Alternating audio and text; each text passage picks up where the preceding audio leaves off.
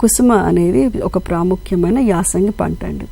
ఇది నల్లరేగడి భూముల్లో చాలా చక్కగా ఎదుగుతుంది. మురుగునీరు నిలవని ప్రాంతాల్లో కూడా ఈ యొక్క పంటను మనం పండించుకోవచ్చు. అలాగే కొంతవరకు క్షారంను కూడా ఈ పంట తట్టుకుంటుంది.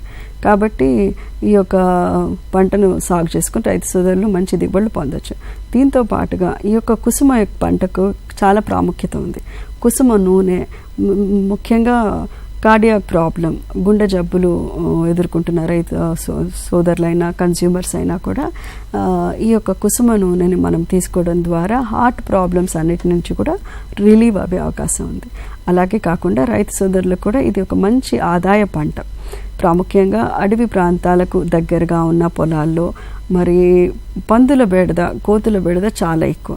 ఇతర పంటలు మనం పండించుకోలేని సమయంలో ఈ యొక్క పంట ఎటువంటి నేల అయినా సరే, మరి నల్ల నేల అయినా, ఎర్ర నేల అయినా, లోతైన క్లే కంటెంట్ అధికంగా ఉన్న నల్ల నేలలైనా, బంకమన్ను అధికంగా ఉన్న నేలలైనా కూడా ఈ యొక్క కుసుమ పంట చక్కగా పోషకాలను గ్రహించి మరి నీళ్లు నిలుపుకునే సామర్థ్యం ఉన్న నేలలు, అంటే మురుగునీరు ప్రవహించిపోయి మరి చక్కగా కొంత నీళ్లు నిలుపుకునే సామర్థ్యం ఉన్న నల్ల నేలల్లో కూడా మరి మధ్యస్థ నేలల్లో కూడా ఈ పంటని మనం పండించుకోవచ్చు అన్నమాట.